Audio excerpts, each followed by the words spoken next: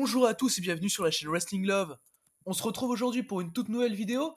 Alors, dans cette nouvelle vidéo, on va parler de Stardom. Alors, ça faisait depuis leur dernier très gros show qu'on n'avait pas parlé Stardom, depuis le show Kawasaki Super Wars, donc qui s'était déroulé début novembre. Et du coup, là, on va évoquer dans cette vidéo le 7e jour et dernier jour d'ailleurs de la Goddess of Stardom Tag League. Alors, j'ai pas évoqué le tournoi encore sur la chaîne, à part un match qui s'était déroulé lors de Kawasaki Super Wars justement. Mais du coup, ouais, j'ai pas évoqué encore le tournoi sur la chaîne et je vais parler donc du show qui était le dernier show du tournoi de Stardom. Il n'y a pas vraiment de gros matchs à conseiller durant le tournoi de toute façon. Hors ce 7e show, bon, il y a peut-être allez, Hazuki et Koguma contre Aphrodite que je peux conseiller. Qu'est-ce que je peux recommander d'autre également? Je peux recommander Rinka Dokura et Mayu Iwatani. C'était contre le match que j'avais vraiment bien aimé de Rin et de Mayu. Je crois que c'était contre Maika et Suri. Ouais, c'était contre Maika et Suri que je peux recommander également. Mais sinon, il n'y a pas énormément de choses à recommander dans le tournoi. Du coup, alors le show en lui-même me hypait quand même, puisqu'on était sur la finale de la Goddess of Stardom Tag League, même si on n'était pas sur un show avec une carte de fou et on n'est pas de toute façon sur un tournoi de fou non plus. On est sur un tournoi qui fait quand même assez de transition dans une division tag de Stardom qui est pas des plus palpitantes récemment. Enfin surtout à cause de la blessure de Julia, qui s'est blessée pendant le 5-Star Grand Prix et vu qu'elle est championne, vu qu'elle est moitié de championne avec Syuri, forcément elle peut pas défendre les titres, donc c'est un peu compliqué.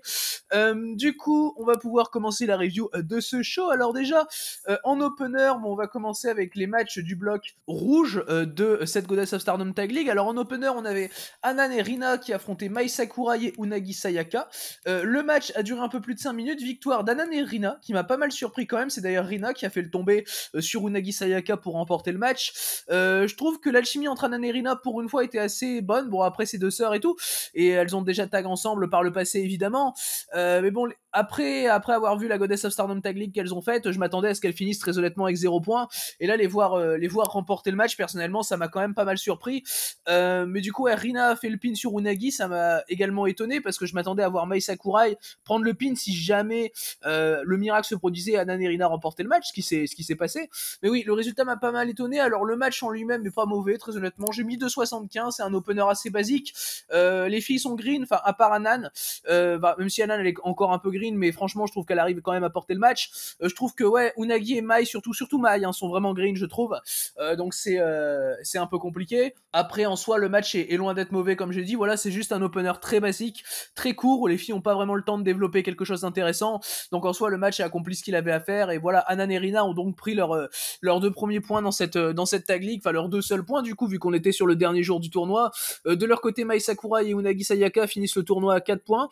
C'est peu, enfin par rapport à ce que j'imaginais d'elles, mais en soi, moi ça me dérange pas. Et puis pour donner 2 points à Anan et Rina, moi ça me fait plaisir. Je préfère Anan et Rina de toute façon à Unagi et Mai, donc voilà, moi ça me convient totalement. Du coup, voilà donc par rapport à cet opener, on va passer désormais au deuxième match du show. Alors le deuxième match du show, c'était Fukigen Def et Saki Kashima, donc Do et Dotai, qui affrontaient Hazuki et Koguma, donc 2 Stars, puisque également pendant cette Goddess of Stardom Tag League, Hazuki a officiellement rejoint le clan Stars. Et, du coup, ce match, évidemment, il a été remporté par Asuki et Koguma en un peu moins de 4 minutes. Le match, personnellement, alors pour ce qu'il était en soi, j'ai pas trouvé ça horrible, j'ai mis 2,5, voilà. Ce qui m'a fait plutôt marrer, c'est que Hazuki et Koguma, dans leur promo d'avant-match, ont dit qu'elles allaient squash Fukigen Def et Saki Kashima en quelques secondes. Bon, ça a pas duré quelques secondes, mais le fait que ce soit un match quand même vraiment très court, et le match le plus court du show d'ailleurs, m'a fait quand même un peu marrer. C'est Koguma qui a réussi à pin Saki Kashima avec un flash pinfall, avec son flash pinfall habituel à Koguma, même si elle gagne pas tous ses matchs évidemment avec le flash pinfall, elle gagne souvent avec une German de Koguma, mais quand elle gagne par flash pinfall, en général c'est avec ça. On se rappelle qu'elle avait, je crois, pin Julia d'ailleurs dans un match de préparation au match de titre tag qu'elle avait pu avoir en équipe avec Mayu. C'est avec ce même flash pinfall. Du coup, j'ai trouvé que Koguma et Hazuki ont fait une bonne perf dans le match. Bon, certes, le match était assez court, mais j'ai trouvé qu'elles ont eu le temps de montrer quelque chose de bien. Puis bon, Fukigen et Kashima ont fait ce qu'elles avaient à faire, voilà. C'était clair qu'elles allaient perdre, elles avaient déjà 4 points. Hazuki et Koguma en avaient que 5, elles sont passées donc à 7 points avec cette victoire. Enfin, personnellement, ça me paraissait quand même plutôt logique de voir voir ça. Après ouais, le match était assez court, mais en soi c'est pas dérangeant, et comme j'ai dit, ça m'a fait rire par rapport à la promo d'avant-match d'Azuki et de Koguma. Du coup voilà donc par rapport à ce deuxième match de la carte, donc auquel j'ai mis la note de 2,5. On va pouvoir maintenant passer au troisième match du show. Alors le troisième match du show, c'était du coup le dernier match, enfin c'était censé être le dernier match, on verra juste après, pour le bloc rouge. C'était Aphrodite, donc Sayaka Mitani et Utami Hayashishita, qui affrontaient Himepoi, donc Himeka et Natsupoi de Donna Del Mondo. Du coup le match a duré 10 minutes, victoire de Kamitani et d'Utami, qui avec cette victoire reviennent donc à égalité avec Azuki et Koguma à 7 points, Himepoi reste à 6 points, alors qu'avec la victoire elles auraient pu donc remporter leur bloc de la Tag League. Et du coup Kamitani et Utami en étant à égalité avec Azuki et Koguma, ça se joue au tiebreaker, mais vu qu'elles ont fait un draw durant la Tag League, il y aura encore un match entre les deux équipes juste après ça, et d'ailleurs j'en parlerai juste après. Là du coup le Aphrodite contre Himepoi, personnellement c'est un match que j'ai trouvé vraiment sympa. J'ai mis 3,25 à ce match, j'ai trouvé les combinaisons dès le début du match entre Kamitani et Natsupoi vraiment très cool, on avait de la bonne action high speed entre les deux, c'était vraiment très plaisant. Personnellement d'ailleurs c'est mon troisième match préféré du show. Ensuite Utami et Himeka ont également eu des échanges intéressants, Utami et Himeka ont toutes les deux pu faire parler leur rôle de powerhouse assez bien joué je trouve personnellement, surtout du côté d'Utami qui a été très violente, même quand elle a eu des échanges avec Natsupoi, elle n'hésitait pas à y aller, et d'ailleurs Natsupoi avait un bon selling dans ses échanges avec Utami. Natsupoi et Kamitani ont eu pour moi les meilleurs échanges du match, très clairement. Natsupoi a même à un moment passé son finish sur Sayaka Mitani, mais Utami est venu casser le tombé pour sauver Saya et pour leur garder une chance donc dans cette Goddess of Stardom Tag League. D'ailleurs j'ai trouvé ça très bien vraiment que les deux équipes aient vraiment besoin de la victoire, et tu le ressentais dans le match, et j'ai trouvé ça très bien personnellement. Au final c'est Utami qui en tant que patronne donne la victoire à son équipe en faisant le tomber sur Natsupoi après une German suplex il me semble. Donc personnellement déjà j'ai trouvé ça bien que ce soit Utami qui donne la victoire à son équipe pour leur permettre de rester dans le tournoi. Et le match dans son ensemble était vraiment très très sympa. Donc voilà, pour ma part c'est un 3,25, je suis pas loin du 3,5 quand même, j'ai peut-être été un peu sévère avec le 3,25. Donc ouais, franchement match très très sympa, très bon match par équipe, donc remporté assez logiquement par Aphrodite. Du coup comme j'ai dit, Aphrodite avec cette victoire réaffronte Azuki et Koguma donc pour faire le tiebreaker, pour savoir qui passe donc en finale de ce tournoi, finale du tournoi qui aura lieu dans le main event de ce même show. Du coup le match a été remporté en un peu plus de 5 minutes par Azuki et Koguma. D'ailleurs ça m'a pas mal étonné que le match dure que 5 minutes en soi, même si après l'équipe qui remportait le match avait encore à disputer la finale plus tard dans le show. Donc personnellement voilà, je peux comprendre, même si en soi vu qu'Azuki et Koguma leur match juste avant avait été quand même vraiment court par rapport au match d'Aphrodite, 4 minutes contre 10 minutes, personnellement pour faire gagner Azuki et Koguma je m'attendais quand même peut-être à un match plus long, même si en soi c'était assez sympa comme ça, j'ai quand même mis 3,25 au match. Il y a eu de la bonne action, ça bougeait bien, et notamment les échanges, c'est notamment les échanges Koguma Sayaka Mitani que j'ai bien aimé dans ce match personnellement. Évidemment on avait de l'action high speed.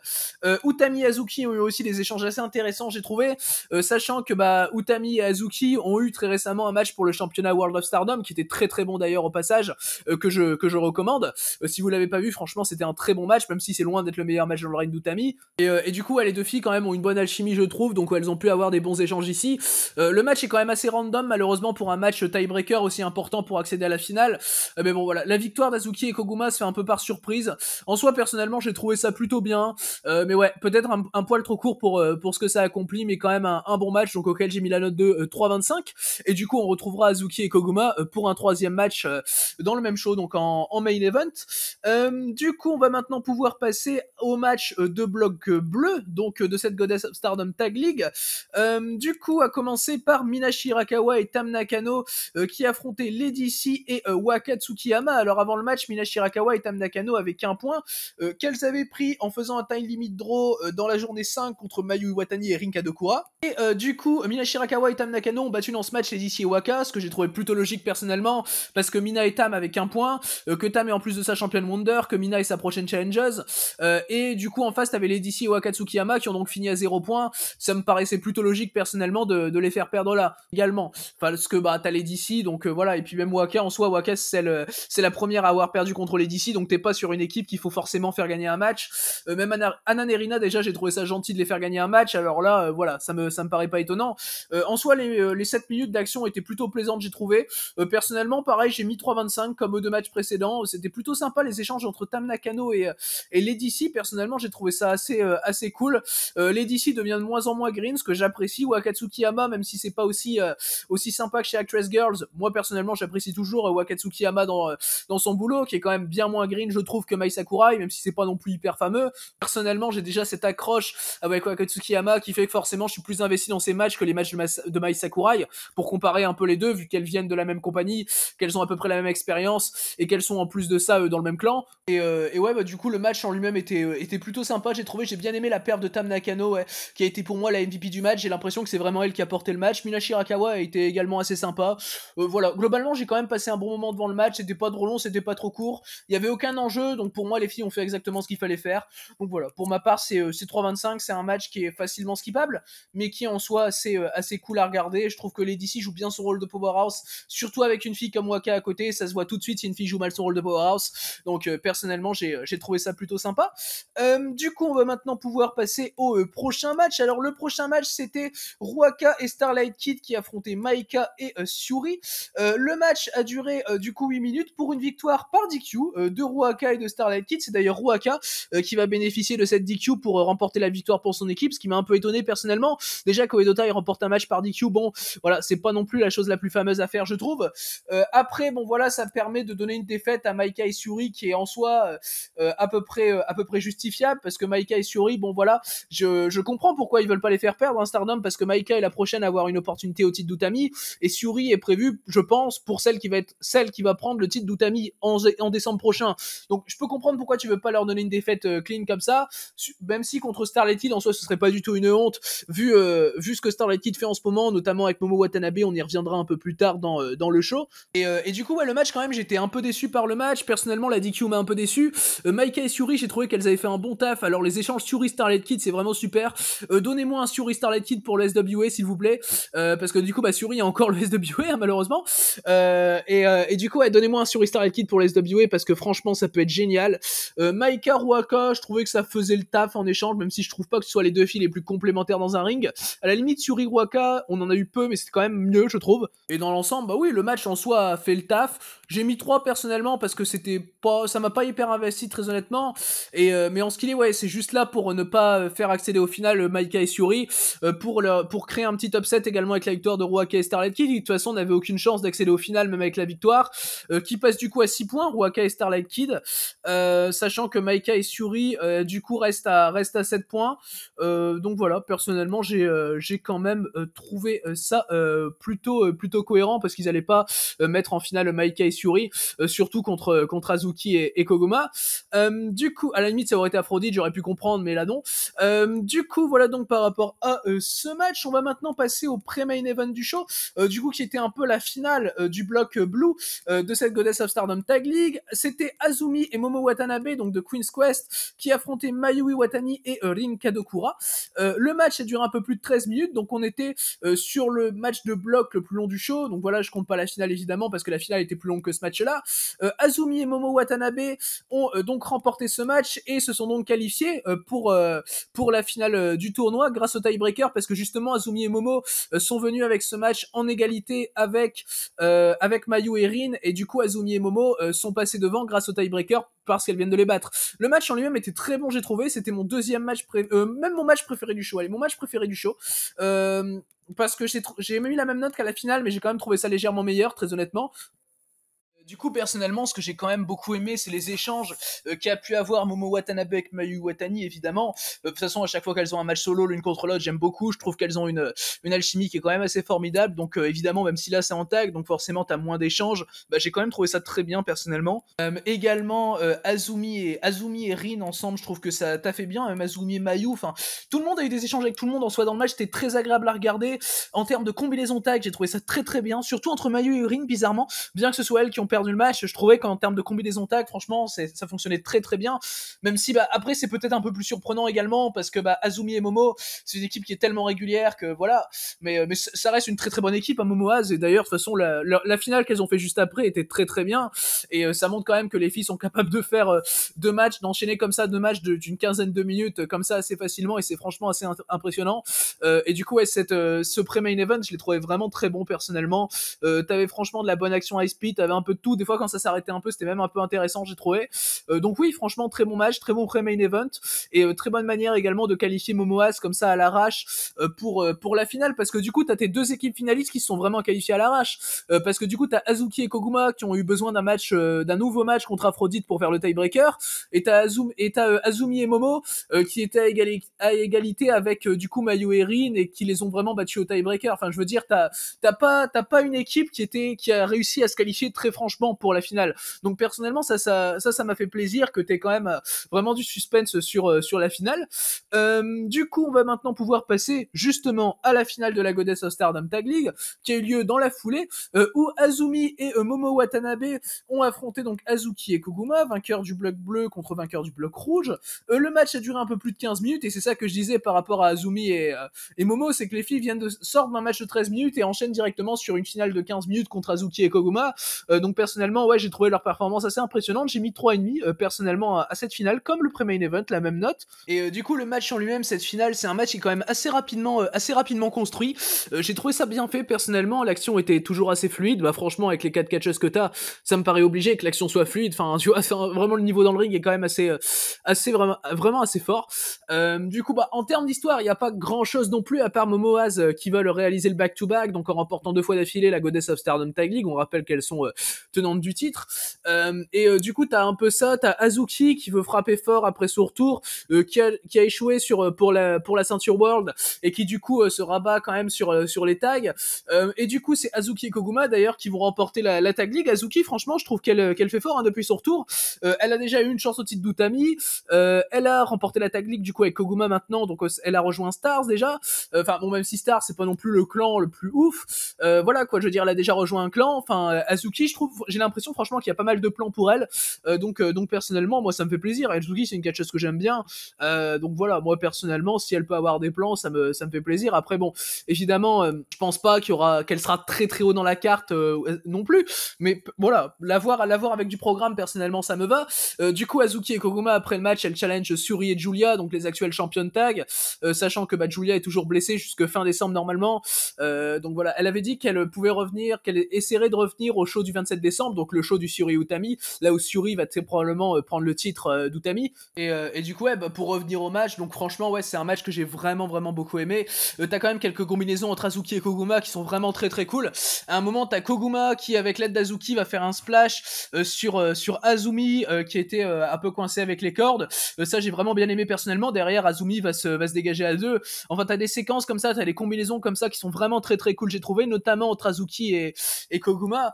Donc non, oui, personnellement, j'ai trouvé que c'était un très bon match. Cela dit, par rapport aux commentaires que j'ai pu voir passer sur le match, notamment sur Twitter, je trouve ça un peu surcoté de ce que j'ai pu voir passer, hein. Mais ça reste un très bon match, évidemment, que je peux recommander, qui était une très bonne finale de tournoi.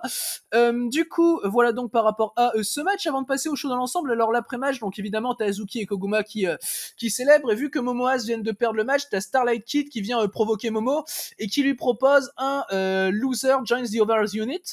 Donc du coup, si Starlight Kid perd le match contre Momo, Starlight Kid rejoint Queen's Quest, et l'inverse, Momo rejoint Oedo Tai. Alors depuis, parce que le show de la finale s'est déroulé le 14 novembre, il est seulement sorti maintenant avec les délais du Stardom World, mais du coup depuis, ça a été annoncé que pour le show du 18 décembre à Osaka, ce sera un 4 contre 4, Queen's Quest contre Oedo Tai, et que la perdante rejoindra le clan adverse, donc pas forcément Starlight Kid ou Momo.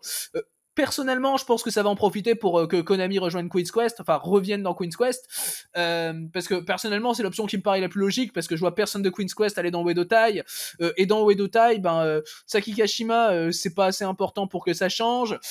Ensuite, Ruaka en plein milieu de Reign Future, ça m'étonnerait qu'elle change, enfin j'en verrais pas trop l'intérêt. Starlight Kid vient de rejoindre Oedo Tai et vient de faire son turn, donc ça aurait aucun intérêt, donc il reste plus que Konami à mes yeux qui pourrait changer, donc je pense que c'est probablement ça qui va se dérouler. Du coup, voilà ce qui s'est passé pour l'après-match de ce show. Du coup, maintenant, par rapport au bilan du show, donc par rapport au show dans l'ensemble, j'ai trouvé que c'était vraiment un bon show de la part de Stardom. Donc évidemment, on est sur un Korakuen Hall, donc t'aurais toujours pu mieux faire qu'avec le maximum 3,5 pour les 2 derniers matchs, donc. Mais personnellement, j'ai quand même trouvé que c'était un show vraiment agréable à regarder, où les 2 matchs que j'ai conseillés personnellement sont les 2 derniers matchs du show, qui étaient vraiment 2 très bons matchs, 2 matchs de Momoaz d'ailleurs. On se demande pourquoi, de toute façon c'est une très bonne équipe, donc voilà. voilà. Et du coup, ça dépasse pas 3,5, mais on est clairement sur deux très bons matchs. Et la finale était vraiment très très cool également, sachant que j'attendais à peu près ça pour la finale de la Goddess of Stardom Tag League, vu l'importance du tournoi. Là où pour le 5 star, j'ai également mis 3,5 à la finale, mais la différence c'est que je suis très déçu de la finale du 5 star, dans le sens où vu le tournoi, vu l'importance du tournoi, vu comment il a été présenté, bah, j'attendais bien plus qu'un 3,5 pour la finale. Tandis que là, voilà, là c'est logique que que j'ai un 3,5 à mes yeux. Du coup, voilà donc par rapport à ce show et à cette review. Donc, merci à vous donc d'avoir écouté cette vidéo donc sur ce 7e jour de la Goddess of Stardom Tag League 2021. Du coup, merci à vous de l'avoir écouté. J'espère qu'elle vous aura plu. Et du coup, d'ici les prochaines vidéos, je vous dis à la prochaine.